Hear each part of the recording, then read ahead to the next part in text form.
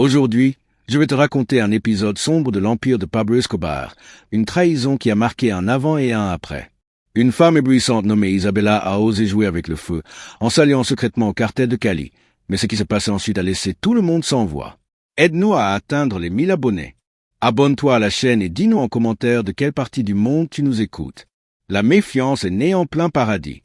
C'était en mars 1989 et les rayons du soleil se filtraient à travers les hauts sébats de la Hacienda Napol, projetant des formes changeantes sur les allées en marbre qu'Escobar avait fait construire quelques années plus tôt. L'air chaud de la vallée du Magdalena apportait les rugissements lointains des lions et le clapotis des hippopotames dans un lac artificiel, tandis que le parfum intense des fleurs tropicales se mêlait à la fumée des cigares cubains que le patron affectionnait tant. Pablo marchait lentement dans les jardins de son refuge, les mains croisées dans le dos, vêtu d'une chemise en lin blanc ouverte à la poitrine à cause de la chaleur. Ses yeux sombres, toujours vigilants, contemplaient avec fierté chaque recoin de ce monde qu'il avait bâti à partir de rien. À 40 ans, Pablo Emilio Escobar Gaviria était l'homme le plus influent de Colombie et, selon le magazine Forbes, figurait parmi les 10 individus les plus riches de la planète. Patron, l'interrompit une voix. C'était John Jairo Velasquez, connu sous le nom de Popeye, son chef des sicaires, qui s'approchait d'un pas assuré, ses bottes résonnant sur le sol. « Mademoiselle Isabella est déjà arrivée. Elle vous attend sur la véranda principale. » Pablo acquiesça calmement, laissant échapper un léger sourire. Isabella Restrepo était entrée dans sa vie quelques mois auparavant, lors d'une des fêtes extravagantes qu'il organisait dans sa propriété. Elle avait 28 ans, une beauté élégante et des manières raffinées. Elle venait d'une famille traditionnelle de Medellín qui avait perdu sa fortune pendant la crise économique des années 80. Sa peau dorée, ses yeux verts comme des émeraudes et son sourire énigmatique avaient fasciné, dès le premier instant, le narcotrafiquant le plus redouté du continent. Comment est-elle arrivée? Demanda-t-il en marchant vers la maison, dans la Mercedes argentée que vous lui avez offerte. Elle est venue seule, comme toujours. Pablo s'arrêta un instant, contemplant quelques flamants roses qui se nourrissaient près du lac. Ces derniers mois, Isabella était devenue bien plus qu'une maîtresse. Elle était sa confidente, la femme à qui il confiait ses pensées, ses frustrations et ses projets. Elle avait assisté à des réunions importantes, rencontré des figures clés de l'organisation.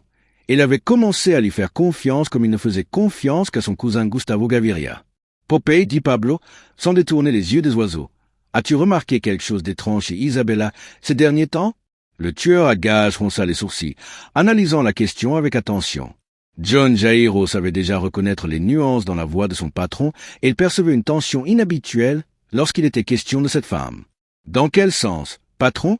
Les questions qu'elle pose, son intérêt pour nos déplacements, pour les routes, les contacts à Cali. Pablo se tourna vers lui et le fixa avec une intensité dans le regard capable de désarmer même le plus redoutable des hommes. Hier, elle m'a demandé des détails sur l'envoi que nous avons prévu pour mercredi prochain à destination de Miami. Elle a dit que c'était par simple curiosité. Un frisson parcourut l'échine de Popeye. Dans leur monde, une curiosité mal placée pouvait faire la différence entre continuer à respirer ou non, entre une opération réussie ou un guet-apens fatal. « Voulez-vous que j'enquête, patron ?»« Pas encore, répondit Pablo, reprenant le chemin vers la véranda.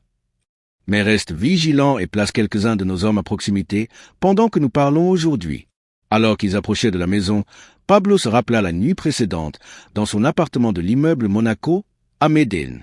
Isabella était arrivée tard, ce qui ne lui ressemblait pas, et en plus, elle était nerveuse et distante. Quand il lui avait demandé comment s'était passée sa journée, elle avait répondu vaguement. Elle avait dit avoir vu des amis au club de campagne, mais plus tard, lorsque Pablo avait appelé pour fixer un rendez-vous avec un des associés du lieu, on lui avait dit que cela faisait des semaines qu'il n'avait pas vu Isabella là-bas. La véranda principale de la Hacienda Napol était un joyau architectural qui n'avait rien à envier aux demeures les plus luxueuses d'Europe. Des colonnes en marbre de Carrare soutenaient un plafond voûté orné de fresques commandées à des artistes italiens. Les larges fenêtres offraient une vue imprenable sur les lacs artificiels où les hippopotames se déplaçaient lentement, et plus loin, sur les pistes d'atterrissage où reposaient 3 avions privés et 2 hélicoptères. Isabella se tenait près de la balustrade, contemplant le paysage. Elle portait une robe en soie blanche qui mettait en valeur la teinte dorée de sa peau, et ses cheveux châtains retombaient en douces vagues sur ses épaules. En entendant les pas de Pablo, elle se retourna avec un sourire qui avait conquis l'homme le plus redouté du pays. « Mon amour, dit-elle en s'approchant pour l'embrasser. Comment vas-tu? Tu sembles pensif. » Pablo l'enlaça, mais demeurait sur ses gardes. Il observait chaque geste, chaque intonation de sa voix. « Juste des affaires, ma reine. » Rien dont tu doives te préoccuper.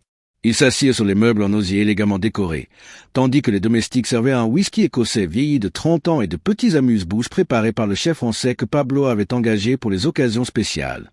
Le ciel commençait à se teinter de nuances dorées et rosées au coucher du soleil, créant une atmosphère romantique qui contrastait avec les doutes grandissants dans l'esprit du narcotrafiquant. « Pablo, dit Isabella après une gorgée de son verre, ma sœur Carmen m'a dit que la situation en ville était très tendue ces derniers temps. Elle a entendu dire qu'une guerre se préparait, entre vous et les autres. » Le regard de Pablo se durcit. Isabella évoquait rarement les affaires du cartel. Lorsqu'elle le faisait, c'était toujours avec une extrême prudence. Cette question directe sur le conflit avec le cartel de Cali lui parut déplacée. Ce ne sont que des rumeurs, mon amour. Rien de plus que des racontards. Pablo observa attentivement son visage. Et pourquoi ce sujet t'inquiétait précisément maintenant? Isabella baissa les yeux, jouant avec le bord de sa robe, visiblement nerveuse. C'est que, tu te souviens que Carmen travaille à la banque? Elle m'a dit qu'elle avait remarqué récemment des mouvements financiers suspects, de très gros transferts vers des comptes dans le Val del Coca. Elle est inquiète. Elle pense que si la situation s'aggrave, toute la famille pourrait en subir les conséquences. Pablo s'adossa lentement à sa chaise, réfléchissant à ce qu'il venait d'entendre. Le Val del Coca était le fief du cartel rival, et il était vrai que Carmen Restrepo travaillait à la Banque de Bogota, l'une des institutions financières les plus importantes du pays. Mais le fait qu'Isabella parle si facilement d'informations bancaires confidentielles fit retentir toutes ses alarmes. « Carmen t'a donné des détails précis sur ces transactions ?» demanda-t-il avec une apparente nonchalance, sans la quitter des yeux une seule seconde. « Non, rien de concret, répondit-elle rapidement. Elle a juste dit que c'était des montants énormes, des millions de dollars.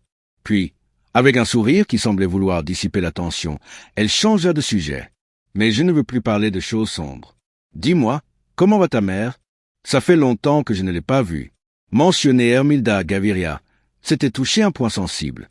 La mère de Pablo était sacrée pour lui, et rares étaient ceux qui avaient eu le privilège de passer du temps avec elle. Isabella avait déjà assisté à quelques dîners familiaux, et Hermilda lui avait manifesté une nette sympathie. « Elle va bien, merci de demander, » répondit Pablo après une courte pause. En fait, elle prévoit de venir à la Hacienda mercredi prochain pour célébrer la Saint-Joseph. Ce sera une réunion très intime, seulement avec les plus proches. Tout en parlant, il ne quittait pas Isabella des yeux.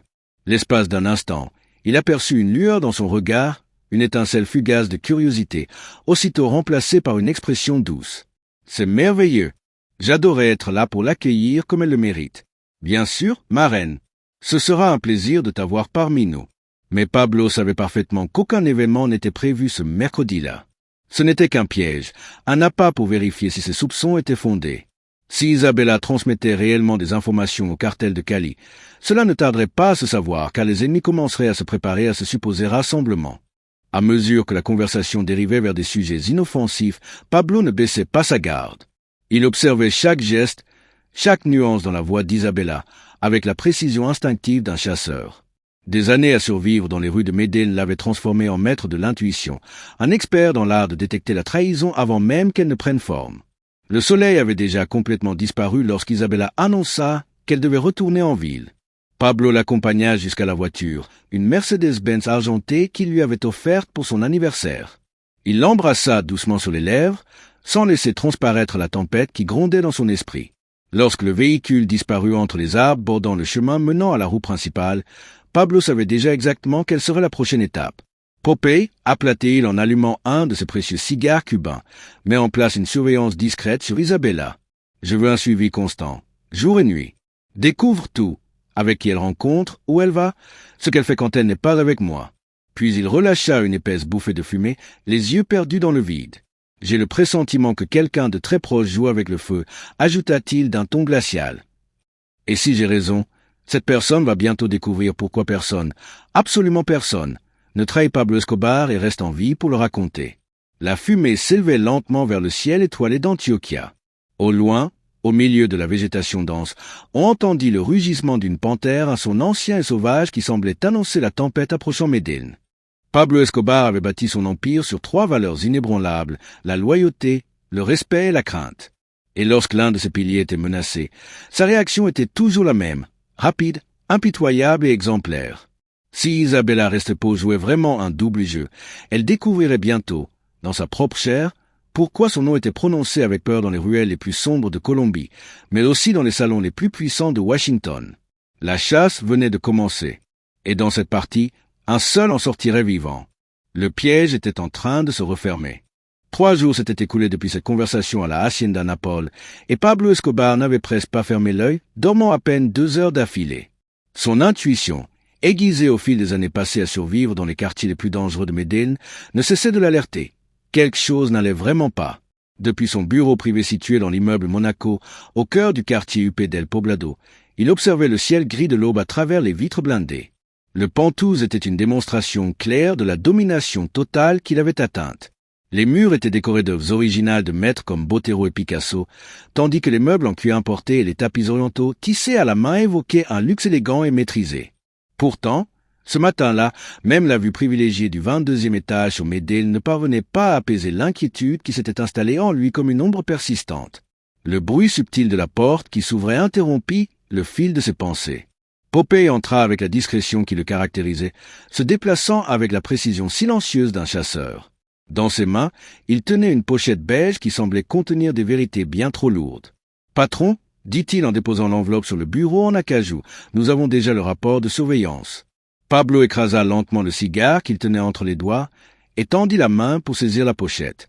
Ses doigts, ornés de bagues ostentatoires en or et en diamant, tremblaient légèrement en l'ouvrant. Ce qu'il découvrit à la première page confirma ses pires pressentiments. La première image montrait Isabella sortant d'un café chic du centre de Medellín, le jour même où elle lui avait affirmé rester chez elle pour se reposer. La seconde photo la capturait en pleine conversation, de façon très rapprochée, avec un homme en costume sombre que Pablo reconnut immédiatement. Fernando Henao, l'un des cerveaux financiers les plus influents du cartel de Cali. Quand ces photos ont-elles été prises? Demanda Escobar d'une voix à peine audible. Hier après-midi, patron, entre 2 et 4 heures. Notre photographe a réussi à s'approcher suffisamment pour enregistrer une partie de la conversation. Pablo tourna la page suivante. Il y trouva la transcription partielle de ce dialogue. Chaque mot sautait du papier pour venir se planter droit dans sa poitrine, comme des poignards. Il n'y aura pas de réunion de famille mercredi. C'est juste un leurre. Pablo se méfie. Ils doivent avancer l'opération à jeudi. Les poings de Pablo se serrèrent violemment. Non seulement elle avait été trahie, mais en plus, elle avait percé à jour le piège et avait prévenu ses ennemis de ses soupçons. La femme qui connaissait ses secrets, qui avait partagé son lit, qui avait même dîné aux côtés de sa mère, était en réalité une agente infiltrée par le cartel rival. Y a-t-il d'autres informations? Demanda Pablo, même s'il savait déjà que la réponse ne ferait qu'attiser davantage sa colère. Popeye hocha la tête avec gravité. Nous avons surveillé ses mouvements au cours des 2 derniers mois. Elle a rencontré Henao au moins 6 fois. Nous avons aussi des indices montrant qu'elle s'est rendue dans une planque à Envigado, où nous pensons que fonctionne une partie du service de renseignement du cartel de Cali. Pablo se leva et marcha jusqu'à la fenêtre. De là-haut, Medellín s'étendait sous ses yeux comme une maquette tridimensionnelle de tout ce qu'il avait construit. Chaque quartier, chaque rue, chaque bâtiment avait une signification dans son empire. Et maintenant, une personne à qui il avait accordé sa confiance l'avait trahi pour l'argent de l'ennemi. Depuis quand reçoit-elle ce versement? Demanda-t-il sans se retourner. Selon nos sources bancaires, elle reçoit des virements réguliers depuis environ 4 mois. Toujours de petits montants, répartis entre plusieurs comptes, pour ne pas éveiller les soupçons. 4 mois, un mois avant son apparition dans sa vie. Tout avait été froidement planifié dès le départ. La femme charmante et raffinée qu'il avait rencontrée par hasard lors d'une fête dans son hacienda avait été envoyée intentionnellement pour le séduire et recueillir des informations. Son histoire de famille ruinée, son air fragile, son apparence impeccable, tout faisait partie d'une manœuvre parfaitement orchestrée. Pablo retourna à son bureau et saisit le téléphone spécial qu'il n'utilisait que pour les affaires de la plus haute confidentialité. Il composa un numéro que seules 5 personnes connaissaient. « Gustavo », dit-il dès que son cousin décrocha, « il faut qu'on se voie immédiatement, au lieu habituel. »« Des problèmes ?» demanda Gustavo. « Grave », répondit Pablo, puis raccrocha. Le lieu habituel était une ferme discrète dans les environs de Medellín, propriété d'un grand propriétaire terrien collaborant depuis des années avec le cartel. L'endroit servait de refuge pour les réunions d'une extrême sensibilité. 1 heure plus tard, les 2 cousins étaient assis sur la véranda rustique, entourés du chant des oiseaux et de l'arôme puissant du café fraîchement préparé. Gustavo Gaviria, surnommé le Lion, n'était pas seulement le numéro 2 du cartel. Il était le frère que Pablo n'avait jamais eu, le seul être humain en qui il avait une confiance absolue. Lorsqu'il lui montra les images et la transcription, Gustavo resta silencieux pendant plusieurs minutes, absorbant l'ampleur de la trahison. C'est pire que ce qu'on imaginait, dit-il enfin, d'un ton grave. S'ils ont des informations aussi précises sur nos opérations, ils préparent sûrement quelque chose d'important, une descente de police, ou peut-être un coup bien coordonné. Pablo acquiesça en silence. C'est pour ça que je veux qu'on s'occupe d'Isabella d'une manière qui envoie un message clair à Cali et à tous les autres qui envisagent de changer de camp. Tu es vraiment sûr, cousin? Si on franchit cette ligne, il n'y aura pas de retour possible. Isabella a des liens avec des familles influentes et des contacts dans les hautes sphères de la société. Sa mort fera la une des journaux à l'échelle nationale. Justement, coupa Pablo avec ce regard glacial qui avait déjà fait trembler des généraux décorés. Je veux qu'elle devienne un exemple. Que les mères racontent l'histoire d'Isabella Restrepo à leurs enfants comme un avertissement. Gustavo comprenait parfaitement la logique de son cousin. Dans le monde du narcotrafic, montrer la moindre faiblesse pouvait être aussi mortel qu'une balle. Si Escobar laissait passer une trahison de cette ampleur, cela enverrait le signal que le chef du cartel de Medellín n'était plus le même. « Comment tu veux procéder » demanda Gustavo. Pablo s'adossa à sa chaise, contemplant les montagnes qui entouraient Medellín, pendant qu'un châtiment se formait dans son esprit, un châtiment qui laisserait une marque indélébile. « Je veux quelque chose de marquant, d'impossible à ignorer, dit-il après une pause, alors que cruauté et stratégie s'entremêlaient dans sa tête. Et je veux qu'elle comprenne parfaitement pourquoi elle va mourir. »« Oh » demanda Gustavo d'un ton sec. « Le centre commercial Caribe est trop fermé. Il nous faut un endroit ouvert où les autorités ne pourront pas totalement contrôler le récit. » Puis il sourit, ce sourire qui précédait toujours ses décisions les plus impitoyables. Le stade Atanasio Girardot. Ce dimanche, il y a un match entre Nacional et Millonario. Plus de 50 000 personnes, murmura Gustavo, frissonnant. Son cousin prévoyait de transformer le temple du football Pesa en théâtre d'une exécution publique. L'impact serait si fort qu'il ferait trembler aussi bien les quartiers les plus modestes que les salons du pouvoir à Bogota. On va devoir soudoyer beaucoup de monde, la sécurité du stade, les policiers, les organisateurs. L'argent n'est pas un problème, répondit Pablo. Et ceux qui refusent, ils savent déjà, plata au plomo. Cette phrase était devenue la devise non officielle du cartel. D'abord la corruption. Et si ça ne marchait pas, la violence était appliquée sans la moindre hésitation. C'était une logique simple, mais dévastatrice, qui avait corrompu juges, officiers, politiciens et militaires sans distinction. Et elle, c'est quelque chose? Non, répondit Pablo. Elle m'a appelé ce matin, comme si de rien n'était. Elle a parlé du match de dimanche, toute excitée parce qu'elle n'est jamais allée au stade. Son sourire se fit glacial. Je lui ai dit que ce serait une expérience inoubliable. Gustavo connaissait trop bien son cousin. Ce ton qu'il venait d'employer ne laissait aucune place au doute. La compassion n'était plus dans l'équation. Isabella Restrepo avait signé sa condamnation dès l'instant où elle avait choisi de trahir l'homme le plus redouté de Colombie.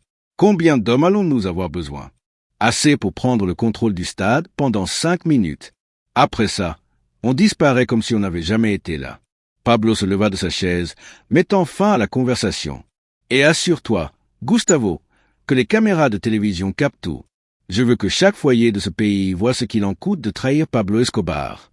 Alors qu'ils se dirigeaient vers leur camionnette blindée, ils savaient tous les deux qu'ils s'apprêtaient à exécuter l'une des actions les plus sauvages dont Medellín se souviendrait pendant des générations.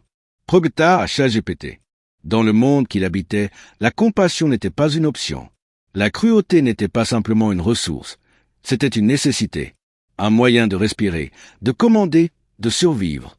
Le dimanche approchait, apportant avec lui une leçon qui s'inscrirait au fer rouge dans la conscience du pays. Isabella Restrepo avait franchi une ligne invisible. Elle avait joué avec le feu. Et elle était sur le point de découvrir que Pablo Escobar n'était pas simplement un homme. C'était un incendie capable de réduire en cendres tous ceux qui osaient le défier. Au-dessus des montagnes de Medellín, les nuages s'amoncelaient comme les annonciateurs d'une tempête à la fois naturelle et humaine. Le destin d'Isabella était déjà scellé. Et ce dimanche-là, 50 000 personnes deviendraient, sans le savoir, les témoins d'un pouvoir absolu exercé par un homme qui ne connaissait plus aucune limite. Amis, si cette histoire de trahison, de pouvoir et de punition au cœur des heures les plus sombres du narcotrafic colombien vous captive autant que nous aimons la raconter, pensez à vous abonner à la chaîne et à activer la cloche. Votre soutien nous permet de continuer à faire revivre ces récits qui ont marqué toute une génération. Et croyez-nous, vous ne voudrez rater aucune seconde de ce qui va bientôt se passer. Dimanche 26 mars 1989. Le stade Atanasio Girardot se dressait comme une cathédrale moderne au milieu du chaos urbain. 50 000 voix s'unissaient en un seul rugissement. Les supporters de l'Atlético Nacional, habillés en vert et blanc, remplissaient les tribunes. L'atmosphère était électrique. Arepas, fumée de cigarettes, bière fraîche et une ferveur footballistique qu'on respirait comme de l'oxygène. Pablo Escobar observait depuis la loge présidentielle, souriant, impeccable. Il portait un costume bleu marine taillé sur mesure à l'italienne, une chemise blanche bien repassée, une cravate en soie. Aux yeux du public, il était le bienfaiteur des quartiers pauvres, l'homme qui construisait des stades et offrait des logements. Un saint populaire. Disfrazado de politico. A su lado, Isabla Briaba. Vestia de Rojo, Segura, sonriente. Era su prime partido en el estadio más importante de Medellín, y su entusiasmo era tan real como su ignorancia del destino que la esperaba. Ce qu'elle ne savait pas, c'est qu'au moins 20 hommes armés se trouvaient dans la foule, répartis stratégiquement, tous avec une seule mission. « Tu aimes l'ambiance, mon amour ?» murmura Pablo. « C'est merveilleux, répondit-elle, enthousiaste. Je n'aurais jamais imaginé que le football pouvait être comme ça. » Pablo sourit, lui parlant de l'histoire du stade, de la passion des pesas. Mais dans son esprit, chaque rouage du plan tournait avec une précision millimétrée. 30e minute. Première mi-temps. Le penalty truqué était déjà chorégraphié. Pendant ce temps, le système audio du stade, discrètement modifié durant la semaine, se préparait à diffuser une voix qui réduirait 50 000 voix au silence. Les caméras de télévision, soigneusement orientées à l'avance, savaient exactement où se tourner. Popel murmura Pablo dans un micro dissimulé dans sa veste. « Tout est prêt ? Tout est en place, patron. » Les caméras aussi. Pablo inspira profondément. Il avait aimé Isabla plus que bien d'autres. Leur conversation sur l'art et la philosophie le faisaient se sentir humain, ne serait-ce que pour quelques instants. Mais dans son monde, l'affection était une faiblesse, et la faiblesse payait de la vie. « Isabla, dit-il en lui prenant doucement la main, « je veux que tu saches que c'est moi en compté pour moi. » Elle le regarda, un peu confuse. « Pourquoi tu parles comme si c'était un adieu ? » « Pablo, il se passe quelque chose ? Je pensais simplement à quel point la confiance est essentielle quand on aime vraiment. » Et alors, cela se produisit. L'arbitre désigna le point de pénalty. Le stade explosa en cris et en gestes. Toute Medellín rugissait, et c'est exactement à ce moment-là que Pablo se leva. ChatGPT+. Sa voix inonda le stade à travers tous les haut-parleurs. Mesdames et messieurs, la foule plongea dans un silence irréel. 50 000 têtes se tournèrent vers la loge présidentielle. Isabla se raidit. Quelque chose changea dans son visage. De la panique. Je m'appelle Pablo Emilio Escobar Gaviria. Et aujourd'hui, dans ce temple du football, nous allons montrer à la Colombie le prix de la trahison. Les caméras se braquèrent sur lui, sans ciller. Et le visage d'Isabla, désormais déformé par la peur, devint le centre du spectacle. Elle tenta de se lever. Mais c'était déjà trop tard. Mas justo nesse momento, do homem vestido como agent de segurança aparecera matradela, colocando firmemente a mão sobre seu ombro. A mulher de beleza deslumbrante que estava ao meu lado, continuou Pablo com uma serenidade que contrastava brutalmente com o pânico absoluto que havia tomado conta do estádio, se chama Isabel Restrepo. Durante meio ano, compartilhou minha intimidade, com ce meu pensamento me profundo, conquistou minha confiança. Murmuriou inquiétante como sua se espalharam entre os presentes. Vario tentaram se levantar, mas logo perceberam que toda a sede estava selada por homem armado. O que Isabel ignorava, disse-lhe, fazendo uma pausa carregada de tensão, é que o sempre descobriu a verdade. E a verdade é que essa mulher tem vazado informação confidencial sobre meu movimento para o cartel de Cali, tudo em troca de alguma moeda de prata. Isabel tentou falar, mas o terror a dexumuda. Lágrima escorriam descontroladamente por seu rosto, enquanto assimilava o abismo no qual havia quedado. Pablo tirou do casaco alguma fotografia ampliada. Levantou-a com calma, permitindo que a câmera captasse cada uma delas. Nessa imagem disse-la aparece reunindo com Fernando Henao, operador do cartel rival, e um pelo menos ocasião diferente. Henao suíço. Nas gravações de audio, Isabel revela de tal sobrota de transport, d'attachava loque das nossa casa segura. Silêncio sepulcral tomou conta do estádio. Era possível ouvir o assobio do vento entre arquibancada. Todo o pé, Milo acompanhava a transmissão sem acreditar no que viam. Pablo virou-se para Isabel com uma voz que de repente assumit tom cas paternal. Tem algo a dizer de Rosbeo que meres? Como esforço caso sobre humano, Isabel conseguiu articular alguma palavra. Pablo, cometi erro. Fui forçada. Ameaçara matar minha família se não colaborasse. Sua família? Repetiu Pablo como sorriso que gelou o sangue de todo. Sua família está segura, aproveitando a vida e Miami a 3 meses. Os Rodrigues rejoelaram son viaram para lá como não falso e mala cheia de dinheiro. A última mentira de Isabel havia sido exposta diante de toda a nação. Não o pressao, nem chantagem. Apna uma ambição desmedida. O desejo de uma mulher que pensou que podia manipular o homem, mas temido da Colômbia. Pablo fez pequeno gesto como Mao. No alto do estádio, atirador de élite que esperara pacientemente durante todo o primeiro tempo ajustou sua mira telescópica. No mundo que existe pros du Pablo, sua voz ressoando como se falasse de trono, atressao seu tem uma consequência.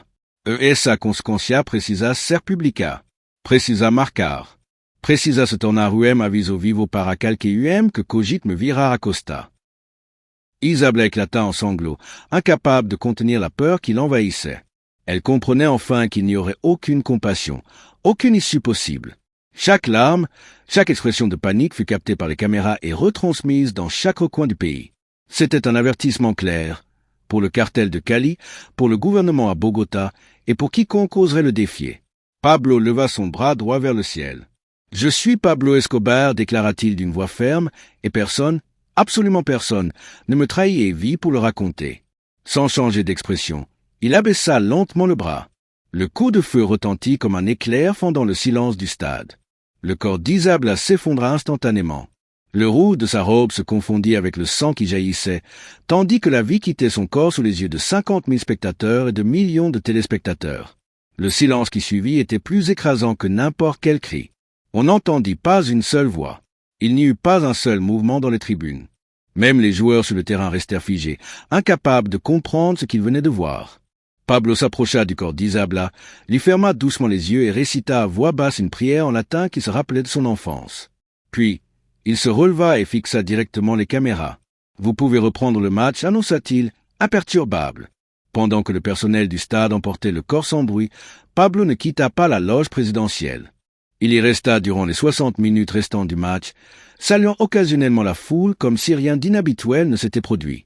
Personne n'osa bouger jusqu'à ce qu'il décide lui-même de partir.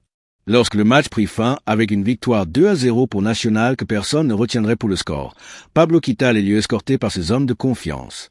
Les rues de Medellín, habituellement animées un dimanche après-midi, semblaient désertes. La nouvelle s'était répandue comme une traînée de poudre. Ce soir-là, Pablo retourna à sa hacienda Naples.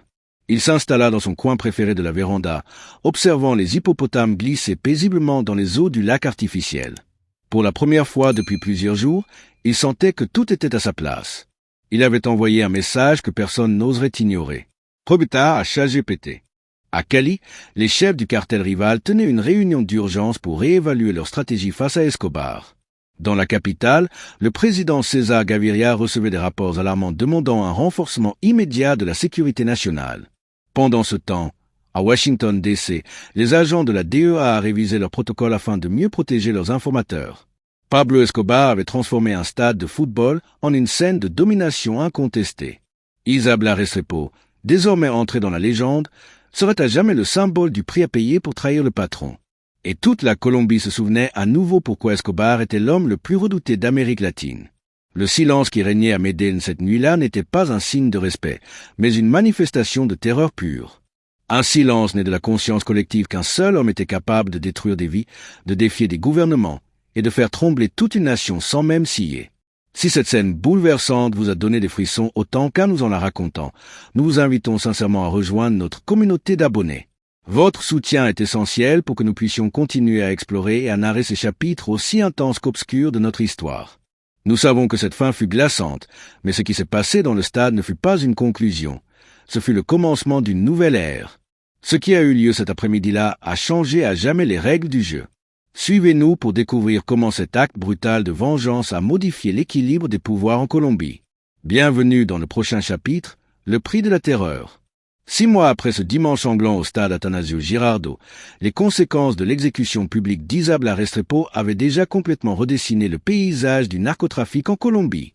Dans le bureau privé de la cathédrale, la prison de luxe qu'Escobar avait fait construire après avoir négocié sa reddition, Pablo observait en silence un pays qui n'était déjà plus le même. Progtar à ChatGPT. La prison fortifiée nichée dans les montagnes d'Envigado était une illustration vivante de la contradiction que représentait Pablo Escobar en 1991. Bien qu'officiellement incarcéré pour trafic de drogue, dans la pratique, la cathédrale ressemblait davantage à un club privé d'où le capot continuait de diriger son vaste empire criminel.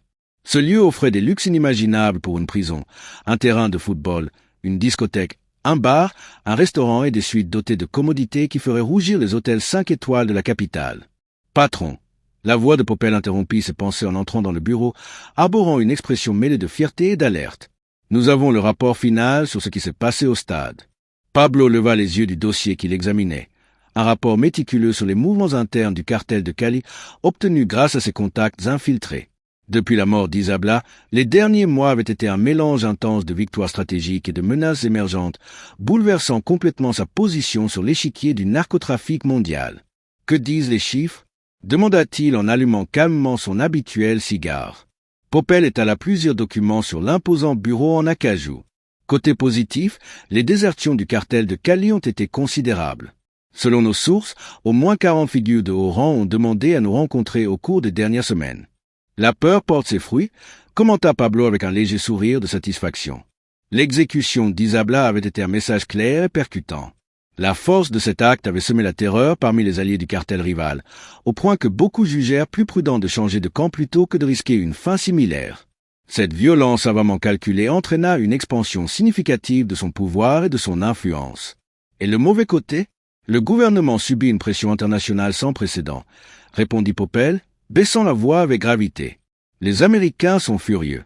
La DEA a triplé sa présence en Colombie et exige du président Gaviria des mesures beaucoup plus sévères à notre encontre. Pablo s'adossa à son fauteuil en cuir, absorbant l'information. L'exécution publique d'Isabela n'avait pas été diffusée uniquement en Colombie. Les enregistrements avaient franchi les frontières et étaient relayés par les grandes chaînes de télévision mondiales. CNN, BBC et d'autres médias internationaux montrèrent les images au monde entier, consolidant la figure de Pablo Escobar comme le symbole du terrorisme colombien à l'échelle mondiale. Quoi d'autre ? Demanda-t-il, sachant que Popel gardait encore la partie la plus délicate du rapport. La famille Restrepo a engagé les avocats les plus influents du pays. Elle fait pression pour que l'affaire soit traitée comme un crime contre l'humanité. De plus, elle bénéficie du soutien d'organisations internationales de défense des droits de l'homme. Pablo esquissa un sourire sarcastique. La même famille qui avait accepté sans broncher l'argent du cartel de Cali pendant que leur fille agissait comme espionne à leur service se présentait désormais au monde comme une victime innocente, cherchant à rallier l'opinion publique et ses contacts au sein du gouvernement. Et c'est là que se trouve le vrai problème. Patron, ajouta Popel. Plusieurs politiciens qui étaient autrefois sur notre liste de paix commencent maintenant à prendre leur distance. Certains avaient même commencé à collaborer activement avec les autorités dans une tentative de laver leur réputation. Pablo se leva et s'approcha de la fenêtre donnant sur la vallée de El Aburrá. De là, Médine s'étendait devant ses yeux comme une maquette vivante de son empire. Chaque quartier racontait une histoire, chaque avenue représentait une conquête, chaque bâtiment témoignait de sa domination.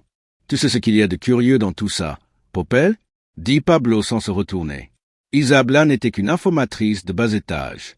Si mon seul objectif avait été de l'éliminer, j'aurais pu le faire en silence. Personne n'en aurait jamais entendu parler. Alors pourquoi en faire un spectacle ? Pablo se retourna lentement. Ses yeux brillaient d'un mélange de calcul froid et de détermination, cette même étincelle qui avait marqué toute sa vie criminelle. Parce que j'avais besoin d'envoyer un message clair, poursuivit-il. Que Pablo Escobar n'est pas un simple trafiquant. Je suis une force irrésistible. Je suis celui qui décide qui vit et qui meurt sur cette terre. Popel avait entendu son patron parler du pouvoir à de nombreuses reprises, mais cette fois, il y avait quelque chose de différent dans sa voix. Un mélange de fierté et de tristesse, comme s'il pesait non seulement les conséquences stratégiques de ses actes, mais aussi le prix émotionnel qu'il avait dû payer. « Vous regrettez quelque chose, patron ?» Pablo resta silencieux un long moment avant de répondre. Il fixait la fenêtre, comme si les mots devaient surgir du fond de son âme. « Le regret ? Pas exactement, dit-il enfin. Mais j'ai compris quelque chose d'essentiel sur le prix à payer pour avoir un pouvoir absolu. Il se dirigea vers le minibar sculpté à la main et se servit un whisky écossais vieilli de 30 ans. Il n'était que midi, mais les pensées qui lui tournaient dans la tête exigeaient une pause alcoolisée. Quand j'ai exécuté Isabella devant des milliers de personnes, je ne faisais pas que punir une trahison. Je proclamais que je n'étais plus soumis aux lois des hommes, que j'évolue sur un autre plan que le reste des mortels. Et ça a marché, affirma Popel. On vous craint plus que jamais. Oui, ça a marché, répéta Pablo en prenant une gorgée de whisky.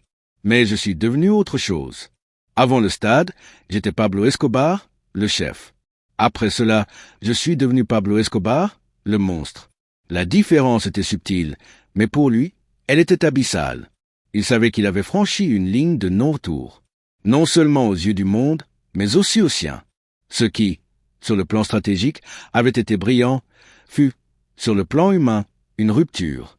Cet acte public de violence fut le moment où il cessa d'être un homme commettant des atrocités pour devenir une figure mythologique de la terreur. « Et ça vous dérange » dit Popel. « Ce qui me fait mal, » répondit Pablo sans détour, « c'est de ne plus pouvoir marcher dans les rues de Médine sans que les mères ne cachent leurs enfants en me voyant passer.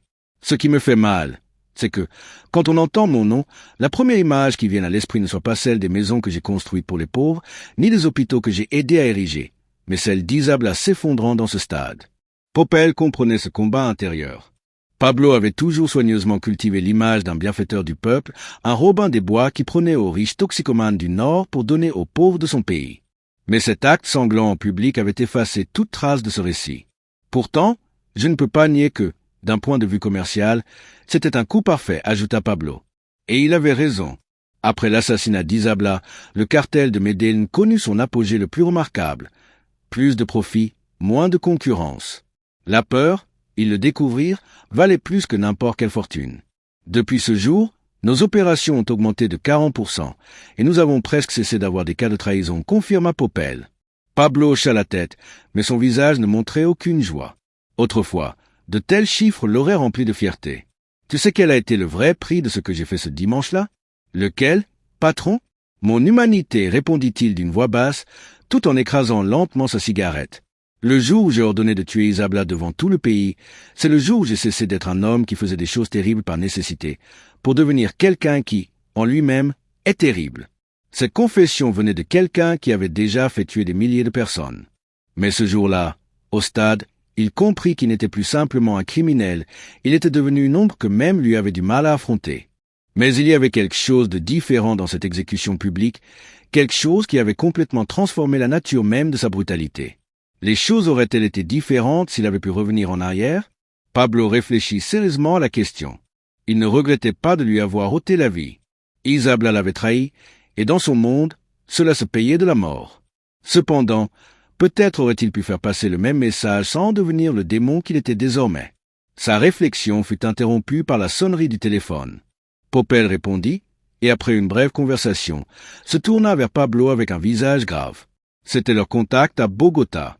Le président Gavidia venait de signer une nouvelle loi. Les peines pour actes terroristes seraient durcies et l'extradition immédiate des chefs du narcotrafic vers les États-Unis venait d'être autorisée. Pablo esquissa un sourire amer. Tu vois, toute action a ses conséquences. Sa démonstration de pouvoir absolu dans le stade avait déclenché une riposte de l'État qui menaçait désormais l'ensemble de son empire. C'était là la plus cruelle contradiction du pouvoir.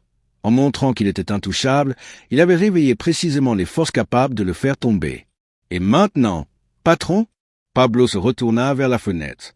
De là, il observait les montagnes qui entouraient sa prison fortifiée.